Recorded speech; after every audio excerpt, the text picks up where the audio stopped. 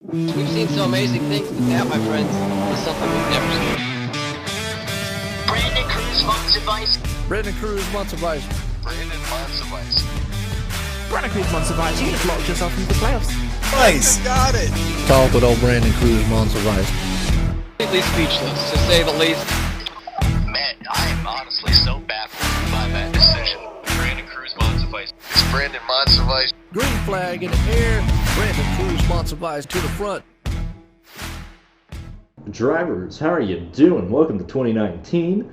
I got a fantastic microphone to do my ASMR like ear talk to, so if you want me to tell you to jerk off, I'll do it for $5 a pop. Let's do it. I need some money for my max entries at Daytona Speed Weeks this year. Anyway, I'm going to use this video to basically go over the truck series, the teams that I think are going to have some value. Well, I'm pretty much going to go over every car number that was entered last year, what team it's for, who's racing it this year, and what upside they bring to the fantasy racing spectrum. Now, I'm using a combination of things to discuss these teams with. One, I'm using posts and statuses that I found on Twitter related to some of these teams.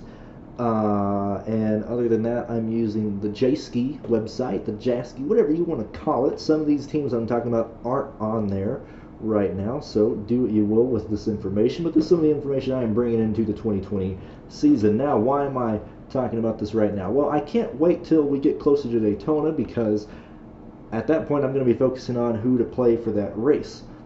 I want to do it right now because there's enough information out there to talk about this, but there's still some question marks left in the air. So this isn't a fully 100% accurate video at the moment related to sponsors, who's racing full time, and things of that nature. So keep that in mind. I got this video for the truck series. I got one for the Xfinity series that I will record tomorrow. Then the truck series, or the Cup series, I'll record this weekend. Just to have some videos out there for you guys to listen to. Hopefully this video will be around 20 minutes. You can listen to it in your car. You can listen to it, I don't know, at your work, whatever you want to do. Here we go. I'm going to talk about some teams that aren't on the JSki website right now. So we're going to talk about Mike Arfano Motorsports. Now, why does this name kind of sound familiar? Well, he used to run a couple races, here and there. About 5 years ago, he kind of retired. Didn't really run a whole lot in the past few years, but he's interested in returning. Now, he did have a car enter at the race at Eldora. It was an 03 car with yellow letters. The car was pink, and it ran pretty good. They had a mechanical failure and had to call the race quits early, but it showed that they have potential and that they are serious about returning. He has, Mike, around November of this year, he announced that he was interested in running the 2020 season full-time, or his team, that is. He's not going to race. He's going to sponsor the car and be a team owner. He was interested in running it, and he was basically asking people, hey, do you want to rent this truck? Do you want to have fun racing? Do you want to do this? And Jennifer Jo Cobb did the same thing, oddly enough. I don't know why. Or maybe it wasn't Jennifer Jo. I forgot who it was in this off season. They were offering, it was like 40 fucking grand to test this stupid truck at a short track. I don't know, it was weird. Anyway, so Mike basically offered, hey, do you want to rent this truck? Do you want to buy it? So on and so forth, and he announced that Mike Vaines would drive the car at Daytona. At that time it was only Daytona. Well, I guess they talked throughout the off season, and it was announced on January 15th that Tim Vaines would drive the 03 truck full time in the truck series. It hasn't been officially entered in anything yet, but he's announced that he wants to run it full time. Now, Tim Vaines has a pretty lackluster career. He's only started about 4 races in the past 8 years and really hasn't done anything with them. He has a few ARCA starts here and there, but nothing to really shake a stick at, anything like that. Now, Tim, I assume he has his own money. He says he's an entrepreneur, and he is bringing his own money into this team. Now, what does that mean for us? Now, one, I want to just point this out to you because you will see it on the track. And I don't give a shit about your political views. I'm just letting you know that Tim Vaines is supporting Trump, and he's going to have Trump all over the car. So it'll be an 03 Trump car. I posted it on my Twitter just to let you guys know. I did this about 3 weeks ago or something along those lines. But anyway, so Tim Vaines is bringing his own money into it. He's supporting the 03 for Mike Arfano Motorsports. What does that mean? Well, it means that Tim is invested in this season. I expect him to at least try to afford tires, fucking fuel, enough backup motors, at least the second car. They're putting money into this entry, into this car for this year. So that means something. That means that you're not a starting park. That means that you will at least try and compete the best you can. Might be a Corey Roper, might be a Cody Rovenbach, whatever you want to talk about, however you want to talk about it. There it is. So Tim Veens, he should easily be like 4,400 if he runs that Daytona, which he said he will. So I expect him to be just fucking dirt cheap. Now remember, there's only 34 guys starting Daytona this year, I believe. Could be wrong. Could be 32. I don't really care. I've talked about it before. We got a shitload of trucks showing up to Daytona. We'll talk about that in the other video, or when we get closer to there. I also want to bring up that I think people focusing on drivers switching teams is a bit naive. It doesn't always mean there'll be a distinctive increase or decrease in the product and the performance on track. A lot more goes into the success of a team than just a driver.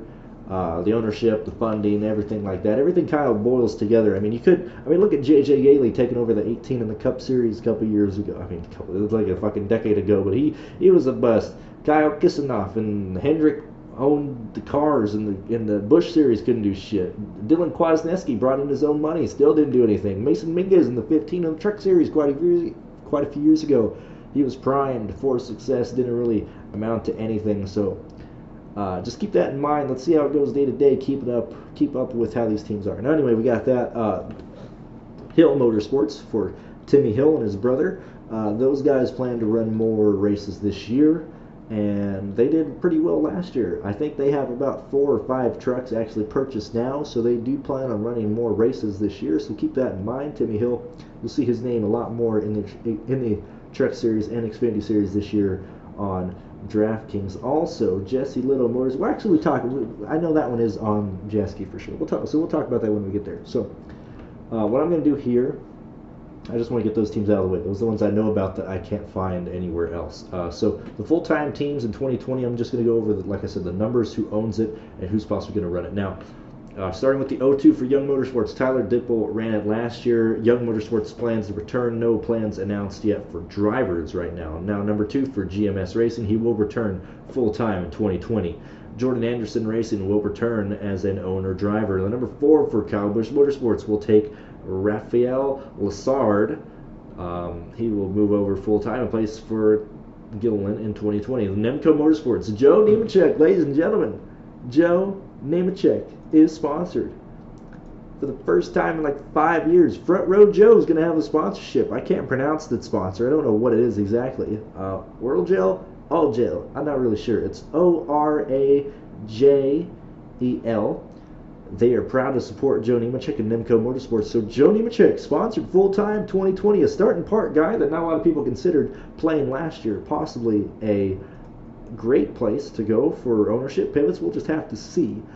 Jennifer Jo Cobb, her primary number, she also owns a 0, but her primary number 10, no announced plans yet, but I assume that she will try and start some races here and there. Young Motorsports, not really sure if Gus Dean is going to return to the 12 car, but we will check and see. Thor Motorsports, Johnny Sauter will return.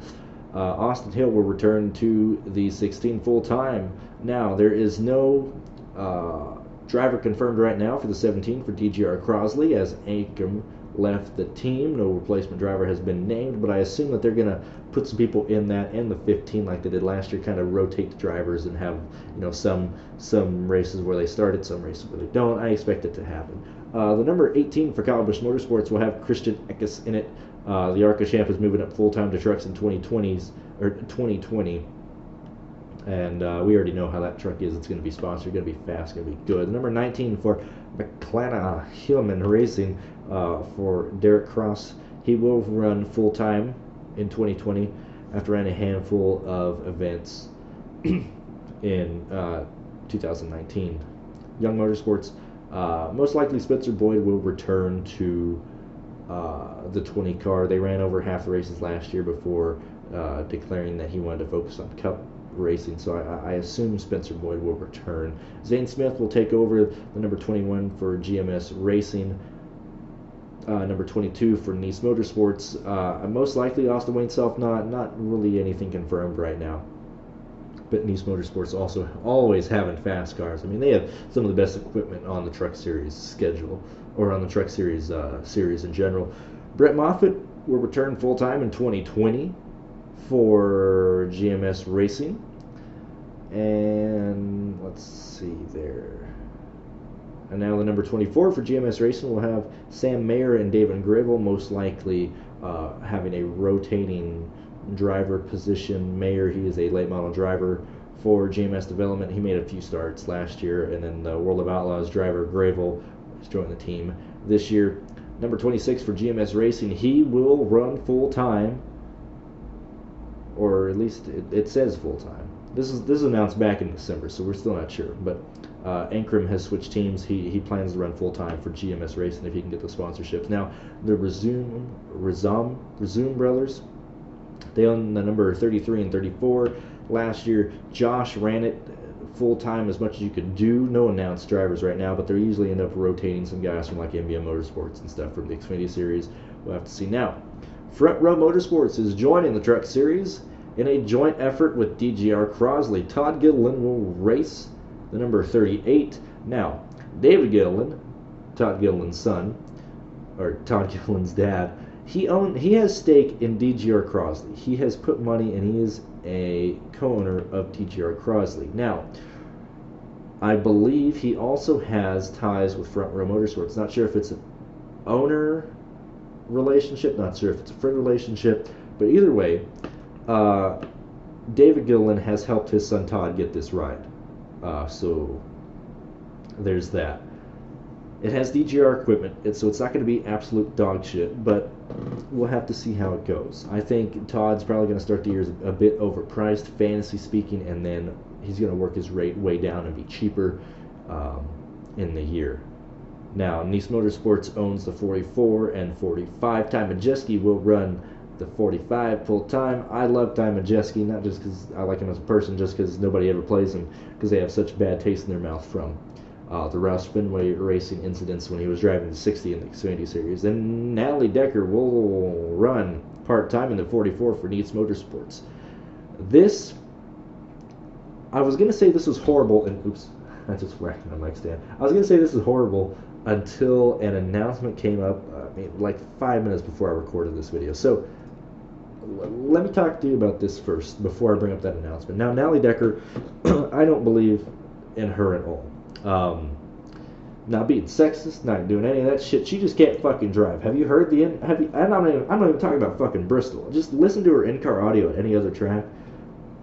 Oh man, I can't stand this woman at all. She can't drive. She bitches and moans at everybody. Either way, I don't expect her to be that competitive, but she's scheduled to run Daytona, both Las Vegas races, Kansas, Pocono, Kentucky, the road course in Canada, and Talladega. Now, last year, she blew a tire on like lap 4 at Daytona, so she didn't get a whole lot of practice there. Kind of ran okay at Talladega, nothing to really shake a stick at. I think Natalie Decker has the best chance to perform well at Pocono, Kansas, and Kentucky. That's just me. I think that's the only places I'd probably play her. I think she's going to struggle at Vegas. I think she's going to struggle really, really bad at Daytona and Talladega this year. Now, her announcement that was made today is that Natalie Decker is going to run I gotta bring it up. She's going to run the 52 car for Ken Schrader Motorsports in the ARCA Series race at Daytona the week before the Truck Series. Like the weekend that they have the the Clash, Budweiser Shootout, whatever you call it now. Let me bring it up. Pause this right fast. Alright, sorry about that. I thought I had it up, and I had to bring it back up today. Anyway, Natalie Decker will run the ARCA Series race at Daytona this year. Why is that important? I think it's important on multiple fronts, mainly because in her 2 career starts at Daytona, she has scored finishes in the top 6. But that's a different style of racing. If you ever I love the ARCA Series. It's a fucking shame NASCAR bought them. But I love the ARCA Series. But that racing is not what she experiences in the Truck Series. The Truck Series is it's just blockier. There's way more turbulence. It's a much faster style of racing compared to the ARCA races at Daytona. Why do I say that? Well, if you've ever watched an ARCA Series race at Daytona, it's pretty single file. Some people say that's boring, some people don't. I'm not arguing that aspect at this moment. I'm just saying that those style of races, typically, there's not like huge packs. There's not huge runs. It's usually cars that you can see have a distinct advantage over other cars just racing. So it's usually like, 8 cars kind of dominate the race. Everybody else kind of double file here and there, but everybody's pretty single file. It's pretty slow. It's pretty easy. Now, her crew chief is going to be Tony Erie Jr., who was famous for helping out Dale Earnhardt, Danica Patrick, Keselowski, Michael Waltrip, some other guys here and there. He's a damn good crew chief, and I think he can help her out tremendously in this race. But I think Natalie Decker has a good chance of performing well in this ARCA Series race and not learning a fucking thing that she can use for the Truck Series race, because these cars and those trucks race nothing alike. I have a really good feeling that she's going to end up wrecking at one of these plate races. Whether it's her fault or not, I don't really care. In a fantasy aspect, if she wrecks, regardless if it's her fault or not. It doesn't bother me. I think she'll end up wrecking. I don't believe Natalie Decker on the plate tracks. I think this ARCA session does help her out get some valuable time on the track, because she had such few time last year. The only way I would imagine that this helps Natalie Decker out is if the race is pretty insane, ARCA speaking, so like 3-wide racing, kind of pack racing, which I don't expect to really see. If that race goes like that, I think it'll help her out. If it doesn't, she doesn't really learn anything that can be useful, and that's kind of a shame, really. That's just me. I don't really like her. I don't really like her. I don't know. I think fantasy speaking, she has an advantage. Or I'd much rather play her as a low-owned pivot at Daytona and Talladega, especially with this ARCA race.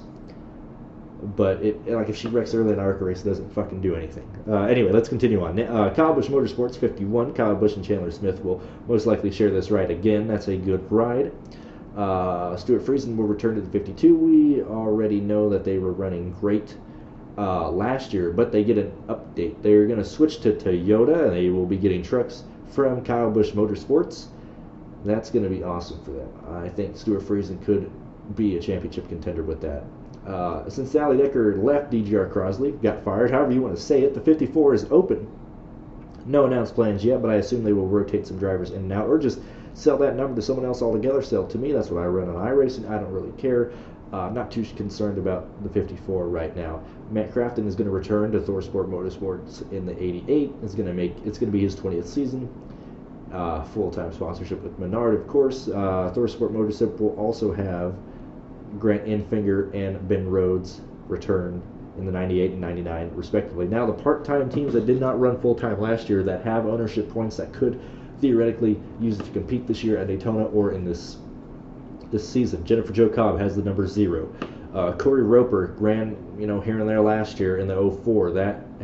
We haven't really heard anything from him. DJR Crosley had Dylan Lepton racing the 05 last year. No announced plans yet, but I assume Dylan Lepton will return to DJR Crosley in the 05, or they're at least going to use that car. I believe that's going to happen. Now, Justin Johnson ran the CART Idaho Racing Chevy last year at Las Vegas.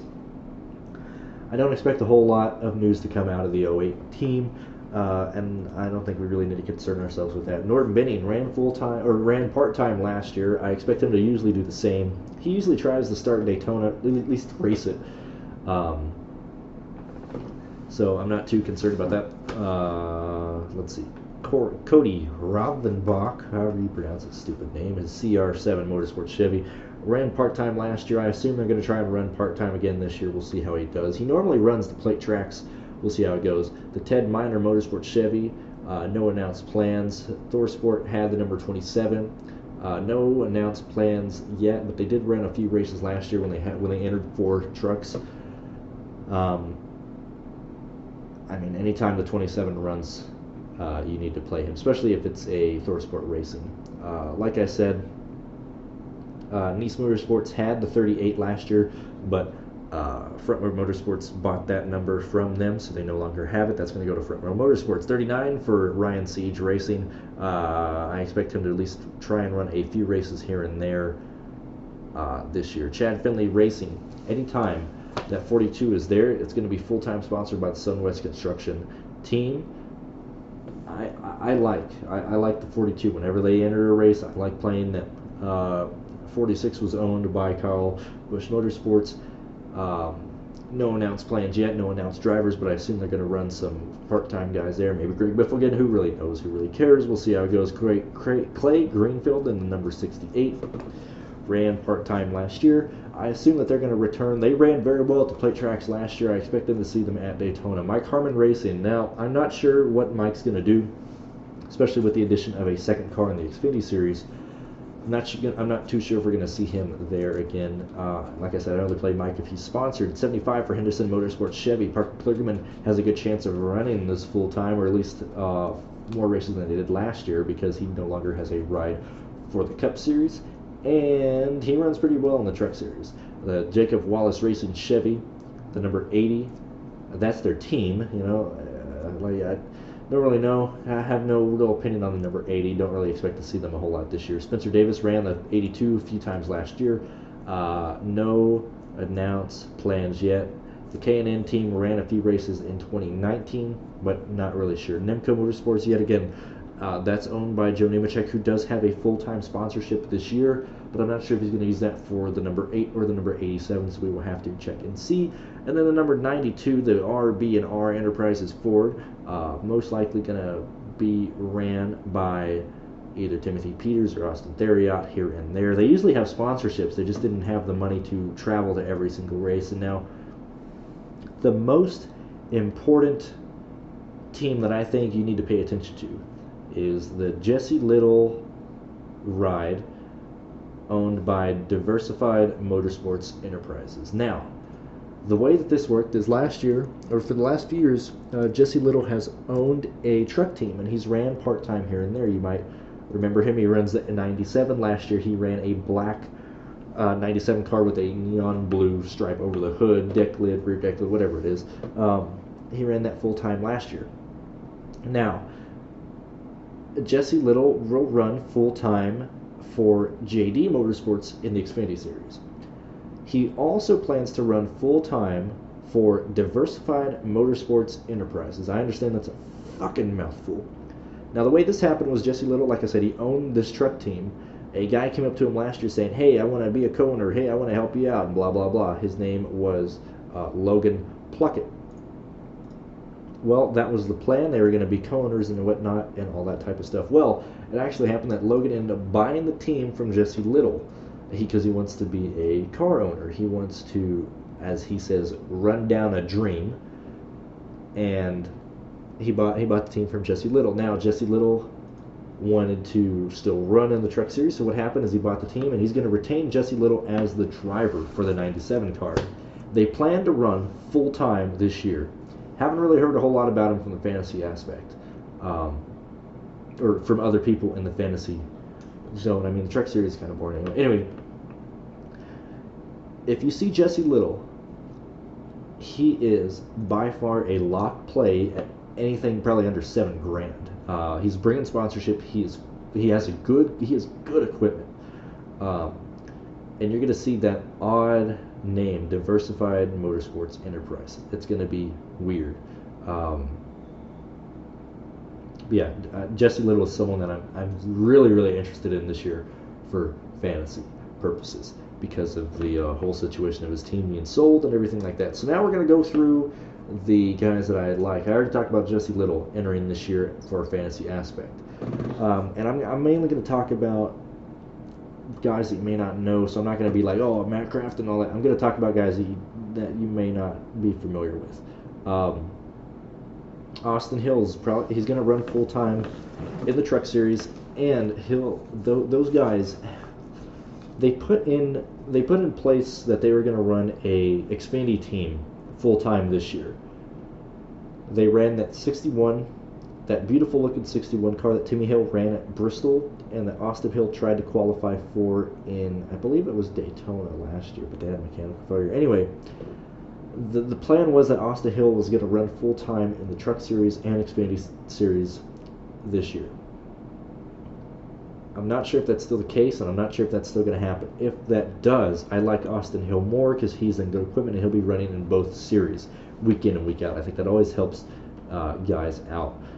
Zane Smith in number 21. I'm really interested in seeing him and seeing what prices DraftKings gives him. I'm really high on Zane Smith entering this year. Brett Moffitt is going to... let's see, what was it? I have no idea. He has a new crew chief. I want to see how Brett does in general. Sam Mayer and David Gravel, whoever's running the 24 week in and week out, I want to see how they're running in practice. I want to see what they're doing. I like these two guys a lot entering this year. Ty Majeski, like I said, I like Ty Majeski a lot for fantasy purposes. A couple weeks out from Daytona. Dylan Lepton, if Corey Roper returns in the 04 car, I like him on... He performed shitty everywhere last year, but I like him more on short tracks if he ends up returning next year. Norm Benning, I like him. I think Norm is getting in the point of his career where he's actually trying... He's gaining sponsorships here and there. He did better last year where he'd be sponsored here and there. I expect him to see him with more sponsorships this year, and I think that'll help him out greatly. Ryan Siege, I'm interested in. Chad Finley racing the 42 car. Like I said, I want to play them whenever they're there. Clay Greenfield ran exceptionally well at the plate tracks last year. I expect to see him at Daytona in a couple of weeks. I like Clay Greenfield a lot at the plate tracks. Those are the main guys that stand out to me. And then, like I said, Jesse Little. So that's about 6 guys that I'm really interested in that you might not know or that you might not be familiar with.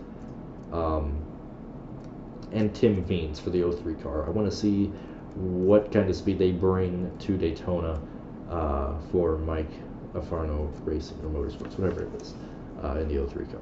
Anyway, thank you guys very much for listening. I got it done in under 20, about 26 minutes. I do appreciate that. I got the Xfinity Series video. I'm going to record that tomorrow. Cup Series video will most likely be recorded this weekend and posted this weekend as well. We are back at it, ladies and gentlemen. Like I said, as it was announced, I am helping out, and I will be posting my Cup Series content on DFS Tavern this year related to Fantasy NASCAR, DraftKings, and FanDuel. And then on my own channel, I will be primarily focusing on the Xfinity and Truck Series. And I'm looking forward to this full time this year, and not just making content. Last year I was using the DFS money to pay rent and everything. This year I'm really taking that step to do this full time. I've made quite a bit of money, not enough to be confident in leaving my day job, but I'm certainly taking a step back from the day job. So I'm only working 2 days a week now at a real job, and now I'm betting money away to survive. So we'll see how this goes, ladies and gentlemen. I'm looking forward to it, and I hope you are too. If you got any questions, comments, or anything, leave it in the comment section of this video. Follow me on Twitter, BrandonCruzDFS. If you have any questions or anything, you can tweet me there as well. Thank you very much, and hope you're enjoying this new microphone, because I'm using these videos as a chance to figure it out, how to use it, what do I like. And then I also have a webcam too. We'll figure that out, because the way I got all this shit set up right now, it's wild. So thank you guys for listening, and I will see you in Speed Weeks at Daytona. I'm looking forward to it. See you next time.